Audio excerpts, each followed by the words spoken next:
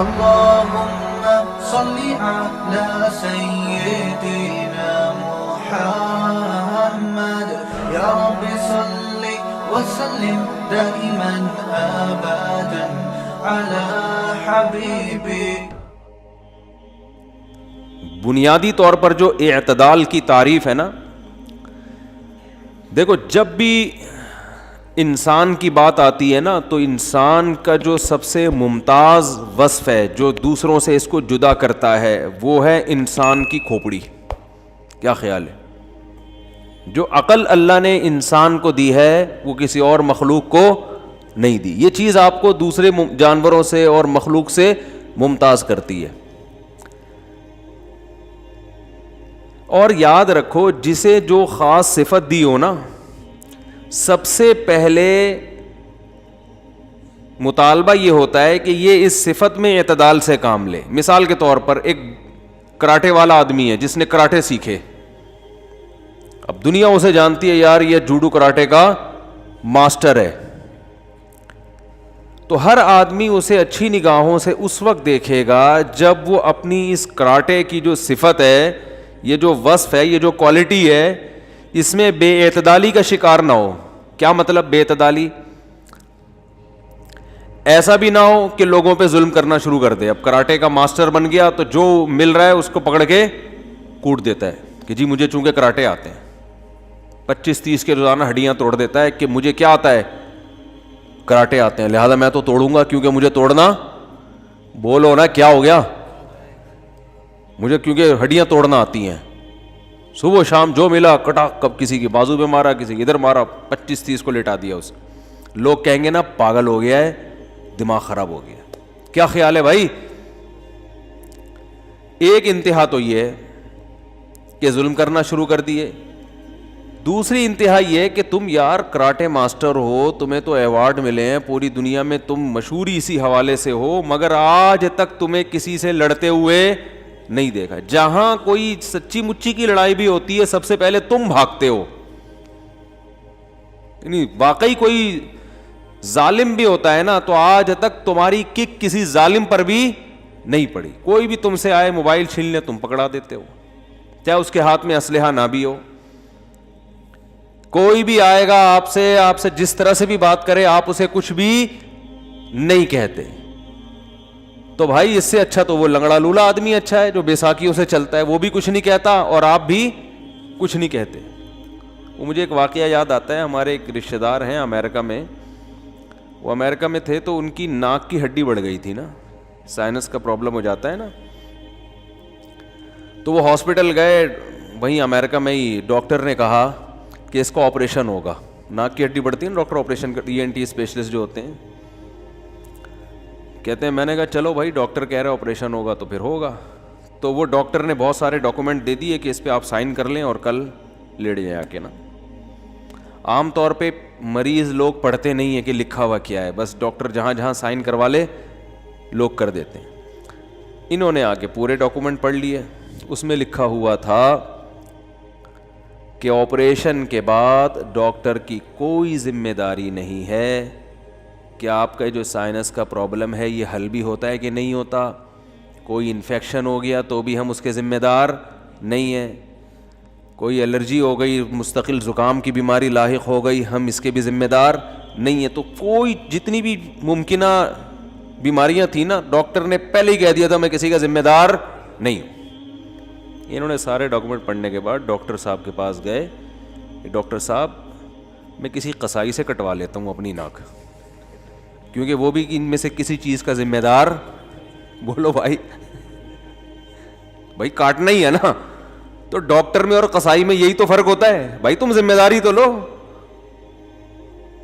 Bleeding ہونا شروع ہوئی، بند نہیں ہوئی تو بھی ذمہ دار نہیں ہے. ایک دفعہ ایک ناک کی ہڈی کے ایک صاحب نے آپریشن کروایا، بلیڈنگ ہوئی اتنی ہوئی کہ وہ بیچارے مر ہی گئے. وہ انا للہ ہی ہو گیا اس کا.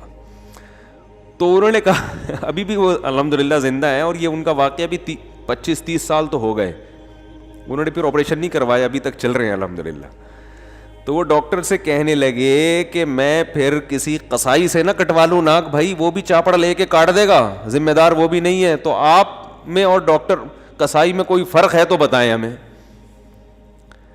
تو بات یہی ہے کہ ایک آدمی نے کراٹے سیکھے, ماسٹر ہے, بلیک بیلٹ ہے, اور پتہ نہیں کیا کیا القابات لگے ہوئے ہیں, لیکن جہاں لڑنا بھی ہوتا ہے تو وہاں نہیں لڑتا. تو لوگ کہتے ہیں بھائی تجھ میں اور ایک بیساکھی سے چلنے والے معذور شخص میں کوئی فرق نہیں ہے. تو یہ بھی بے اعتدالی ہے یا نہیں ہے؟ تو جسے بھی اللہ نے جو کوالٹی دی ہے نا, جو صفت دی ہے, کسی کو اللہ نے علم میں دوسروں سے ممتاز کیا. اب علم میں بے اعتدالی یہ ہے کہ آپ خام خامے اپنی علم کی دھاک یوٹیوب پہ آگے بٹھاتے رہیں اور لوگوں کو نیچا دکھاتے رہیں کہ وہ بھی غلط ہے, وہ بھی غلط ہے, وہ بھی غلط ہے, کیڑے نکالتے رہیں بیٹھ کے صبح شام. یہ ایسا ہی ہے جیسے کراٹے کا علم آ گیا اور کراٹے سیکھ لی اور صبح شام لوگوں کی ہڈیاں توڑنے کے علاوہ کوئی کام ان محترم کا ہے ہی نہیں. اور بے اعتدالی علم میں یہ ہے کہ جہاں بولنا چاہیے, جہاں لوگوں کو گائیڈ کرنا چاہیے, وہاں بھی آپ گائیڈ نہیں کر رہے, تو یہ بے اعتدالی ہے. تو جس کو بھی اللہ نے جو کوالٹی دی ہوتی ہے, لوگوں سے ممتاز بنایا ہوتا ہے, تو سب سے پہلے اللہ کا بھی, فطرت کا بھی, لوگوں کا بھی مطالبہ یہ ہوتا ہے کہ یہ اس معاملے میں اعتدال کے راستے پر ہے یا نہیں ہے. اگر اعتدال کے راستے پر ہے, ہٹو بچوں, بہترین ہو گیا. نہیں ہے تو اس کا مطلب کیا ہے؟ بے وقوف ہے, احمق ہے, غلط آدمی ہے یہ. تو بالکل اسی طرح یاد رکھو کہ انسان جو ہے نا, انسان, یہ بہت اہم بات کر رہا ہوں, اللہ کرے کھوپڑی میں اتر جائے یہ بات. بہت ساری گمراہیوں کا حل اس میں ہے. انسان جو دوسری مخلوق پر ممتاز ہے نا, وہ کراٹے کی وجہ سے نہیں ہے, یا کہ جم جاتا ہے, یہ باڈی اچھی ہے. باڈی تو میرے بھائی بیل کی ہم سے زیادہ اچھی ہوتی ہے. کیا خیال ہے؟ جبڑے جو ہے نا, جبڑے, یہ مگرمچھ کے ہم سے زیادہ اچھے. اگر آپ کہتے ہو میں جمناسٹک کی طرح چھلانگے مارتا ہوں, یوں کرتا ہوں میں, یہ تو پھر بندر یہ کام ہم سے بھی زیادہ اچھا کر لیتا ہے. لنگور کو دیکھو کیسے لٹکتا رہے گا نا, ہم وہاں تک پہنچ ہی نہیں سکتے کتنی بھی محنت کر لیں, لنگور نہیں بن سکتے ہم, اور اللہ بنائے بھی نہیں ہم میں سے کسی کو. تو وہ لنگور سے ایک چھوٹا سا چٹکلا یاد آ جاتا ہے, وہ کئی دفعہ سنا چکا ہوں, لیکن وہ بس ہمارے حضرت سے محبت ہے نا, تو جب بھی تذکرہ آتا ہے تو حضرت کا کوئی نہ کوئی واقعہ. وہ حضرت فرماتے تھے میرے بڑے بھائی کے پاس ایک شخص آیا, اس کو وہم کی بیماری ہو گئی تھی کہ میں بندر بن گیا ہوں. کہتے نہیں کتنے نفسیاتی ڈاکٹروں کے پاس جا چکا تھا, یار مجھے شبہ ہو گیا میں بندر ہوں, میں بندر ہوں. بہت, ایک ڈاکٹر کے پاس گیا نا کہ میں بندر ہوں, تو ڈاکٹر نے کہا پنکھے سے اترو گے تو بتاؤں گا نا کہ علاج کروں گا میں, اوپر سے تو نیچے آؤ.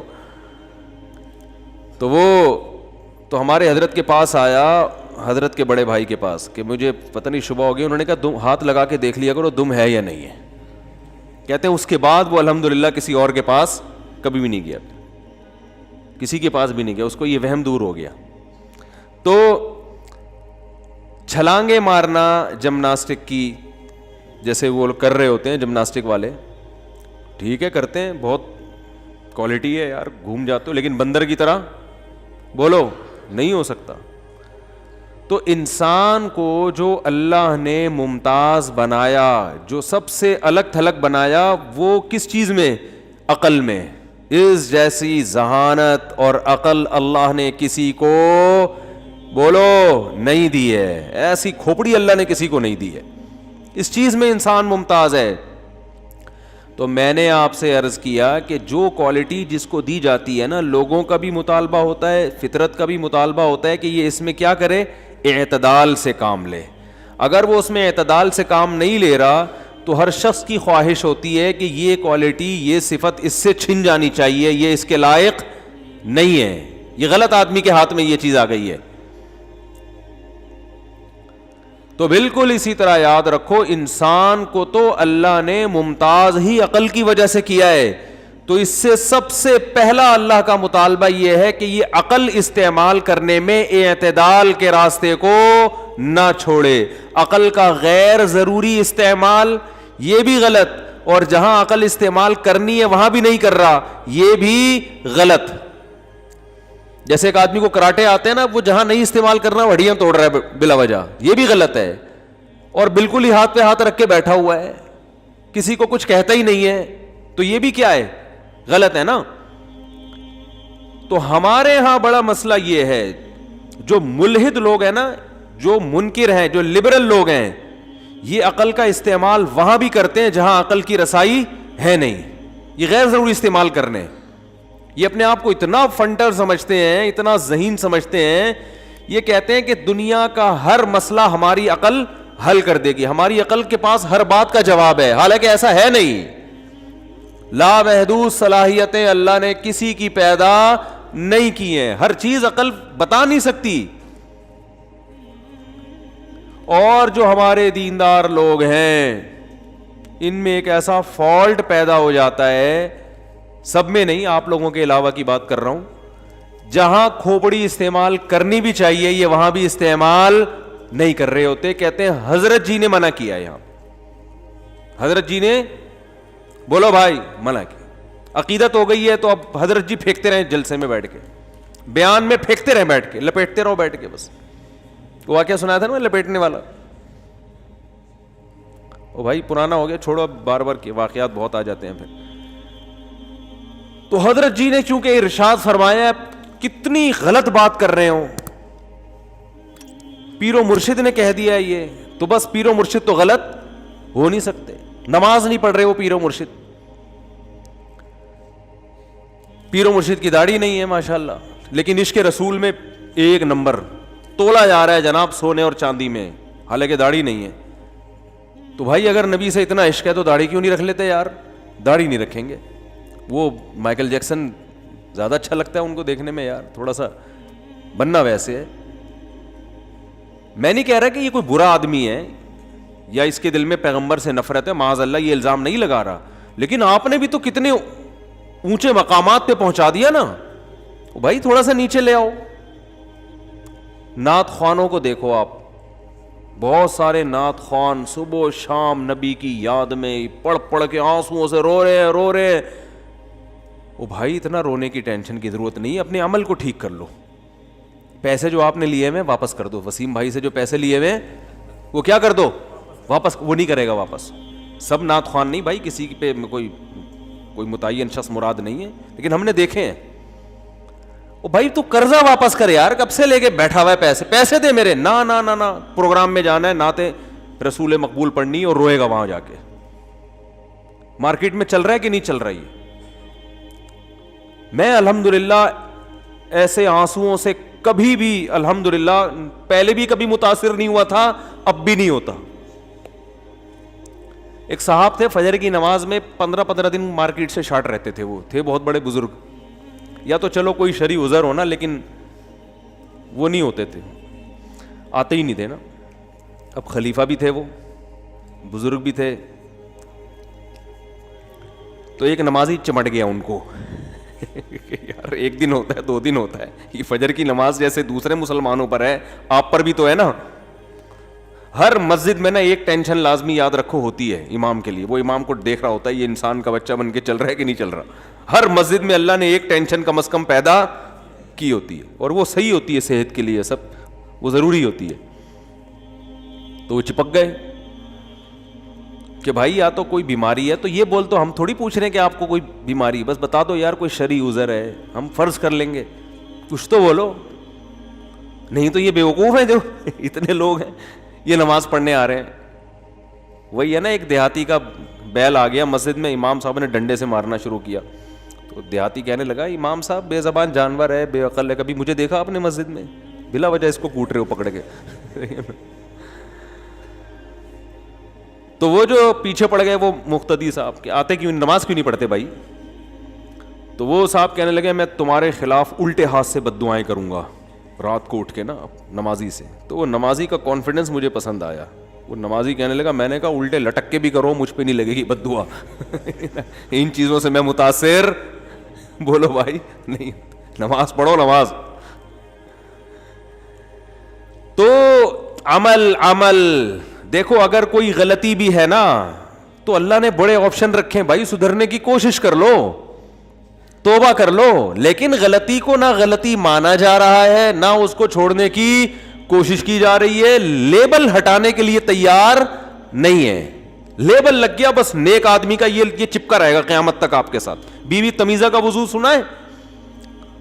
بی بی تمیزہ وضو کے بغیر وضو نہیں آتی تھی اس کو نا, تو مسجد کے امام نے بی بی تمیزہ کو کہا کہ تو نماز کیوں نہیں پڑھتی ہے؟ اس نے کہا کہ مجھے وضو کرنا نہیں آتا.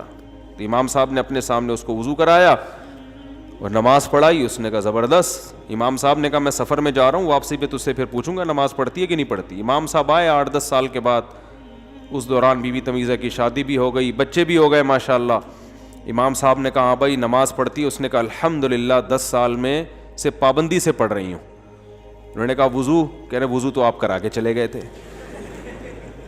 تو ہمارے حضرت فرمایا کرتے تھے جیسے بی بی تمیزہ کا وضو شادی بھی ہو گئی اور 10 بچے بھی ہو گئے نہیں ٹوٹا, تو ایسے ہی بعض لوگوں کا تقویٰ کچھ بھی ہو جائے وہ ٹوٹتا نہیں ہے, چاہے وہ نماز پڑھے یا نہ پڑھے, ان کا تقویٰ نہیں ٹوٹتا. وہ عشق رسول پھر بھی رہے گا ان میں, انسٹال ہو گئے سافٹ ویئر عشق رسول کی.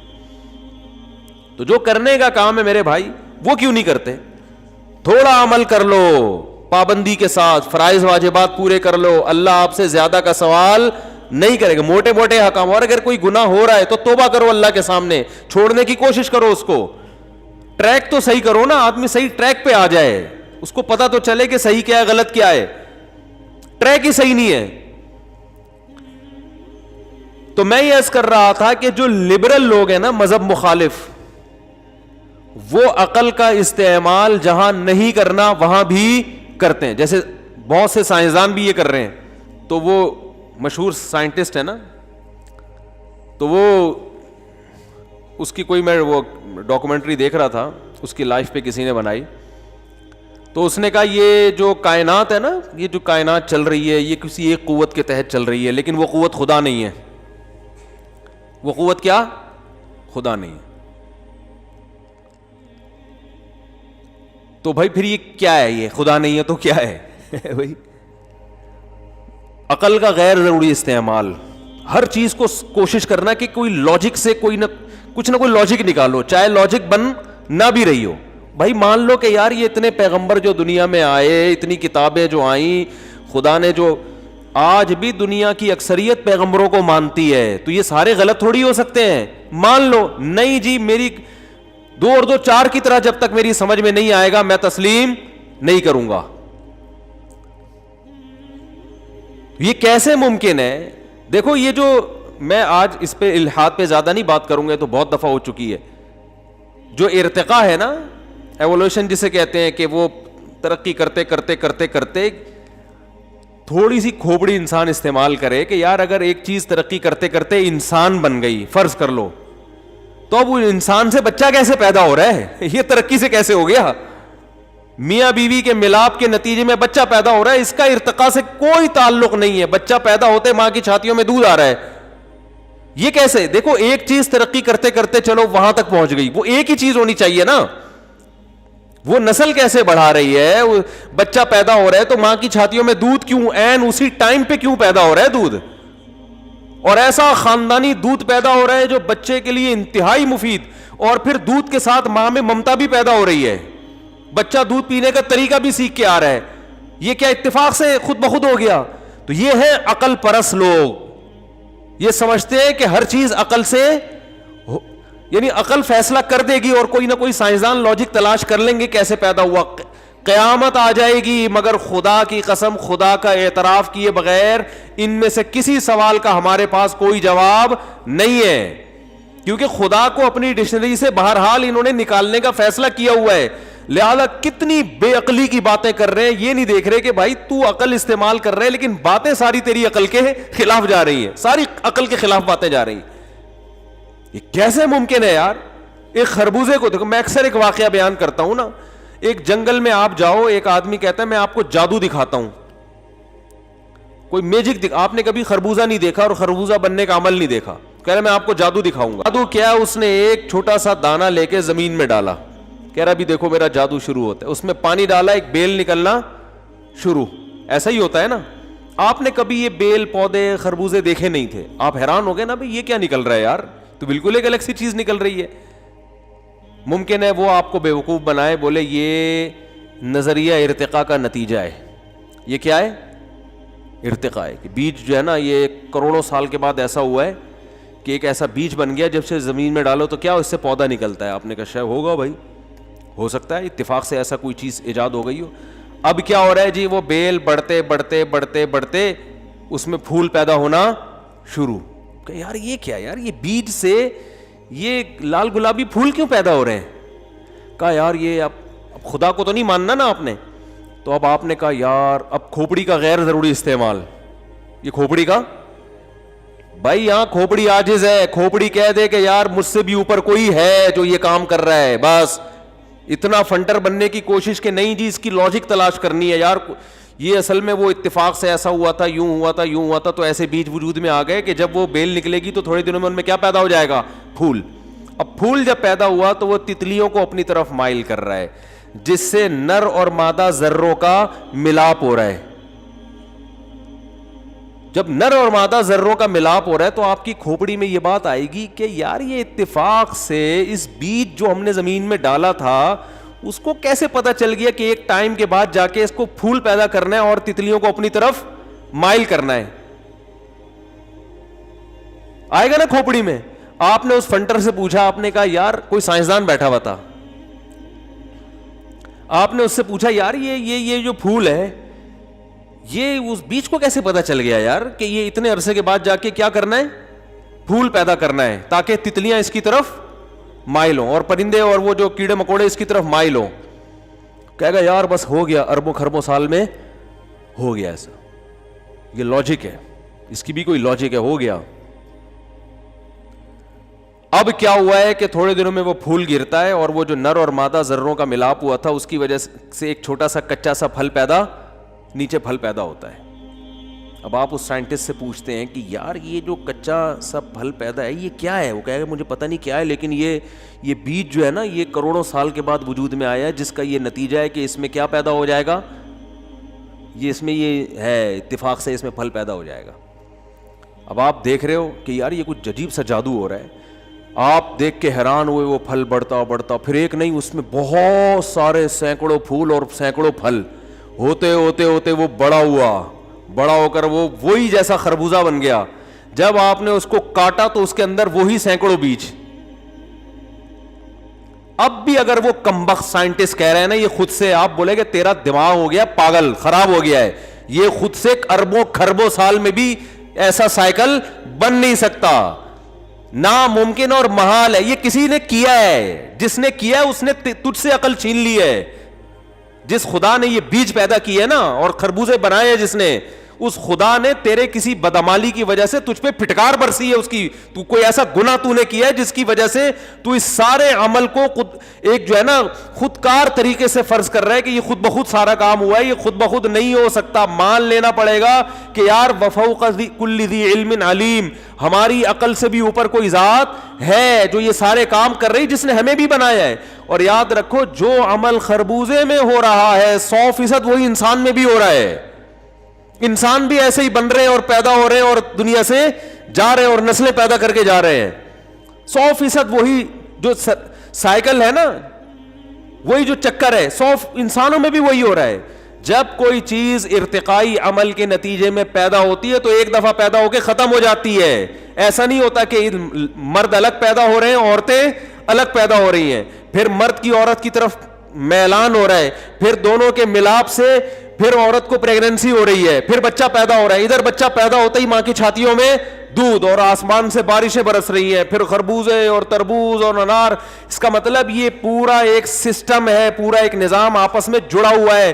یہ سسٹم خود بخود آپس میں جڑ سکتا ہی نہیں ہے. اگر کوئی کہتا ہے کہ یہ خود بخود ہوا ہے, وہ اپنی عقل کا ایسا استعمال کر رہا ہے کہ جو غلو ہے عقل میں, افراط کر رہا ہے. عقل یہاں تک انسان کی رہنمائی نہیں کرتی.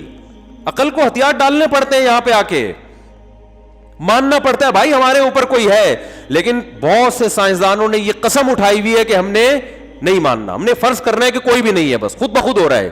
تو جب آپ ایک جھوٹ فرض کر لیتے ہو تو آگے جتنی عمارتیں اس پہ رکھی جاتی ہیں ساری جھوٹ پہ رکھی جاتی ہیں وہ. اور لبرل لوگ بھی ہمارے یہی کرتے ہیں, ہر چیز میں جہاں عقل استعمال نہیں بھی کرنی وہاں بھی کیا کر رہے ہیں. اب آپ ان کو بتاؤ نا, ہر چیز کو کس سے حل کر رہے ہیں, عقل سے. پردہ ضروری ہے نہیں ہے, ہم کہتے ہیں بھائی اسلام کا حکم ہے, کہہ رہے نہیں. عقل استعمال کرتے ہیں نا بھائی کیا ہے, کیا ہو جائے گا اگر بھائی ہونے کو تو بھائی کچھ بھی نہیں ہوگا, زیادہ سے زیادہ زنا ہو جائے گا نا تو کیا ہو گیا, زنا ہو کے کیا ہو جائے گا, وہ کہہ رہے زنا ہو جائے گا تو کیا ہو جائے گا, تو کہہ رہے پھر بچے ناجائز بچے پیدا ہوں گے, کہہ رہے اس کو آپ جائز بول دو, اس کو ناجائز بولو ہی نہیں. کیا خیال ہے بھائی؟ تو یہ لبرل لوگ تو اسی قسم کی باتیں کرتے ہیں. پچھلے ہفتے میرا کسی لبرل سے ٹاکرا ہوا, وہ یہی فضول باتیں کر رہا تھا کہ یہ کیا ہے, نکاح نہیں بھی ہو تو کیا ہو گیا, یورپ میں بھی تو بڑے بڑے ناجائز بچے پیدا ہوتے ہیں جو بڑے بڑے سائنسدان بنتے ہیں, تو یہ جائز بچہ اور ناجائز بچہ تو مذہب کی وہ ہے, کہہ رہے ہیں کیا ہو گیا. تو میں نے کہا کہ پھر اور ابھی آگے جاؤں, بہن سے شادی یہ کیوں اللیگل ہے آپ کے ملکوں میں؟ اگر کوئی خدا نخواستہ کر لے تو کیا ہو گیا؟ اس پہ تھوڑا سا ان کو تھوڑا سا غصہ آنے لگا ہلکا سا, نہیں یہ کیا باتیں کر رہے ہو, نہیں کیا عقل سے جانوروں میں نہیں ہوتا کیا, جانوروں میں یہ رشتے ہوتے ہیں. میں نے کہا پھر آگے تک جاؤ گے اور بے غیرتی کی انتہا تک پہنچو, پھر بے غیرتی کی انتہا تک پہنچو. لیکن وہی بات ہے, بے غیرتی سائنس کا ٹاپک بولو نا ہے ہی نہیں.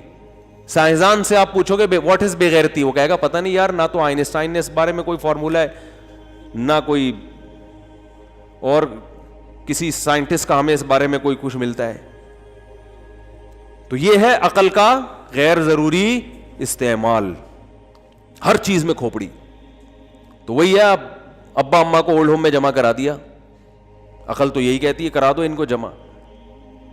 تو یہ عقل جو جہاں عقل کا استعمال نہیں بھی کرنا وہاں بھی کیا کر رہے ہیں, بولو عقل کا.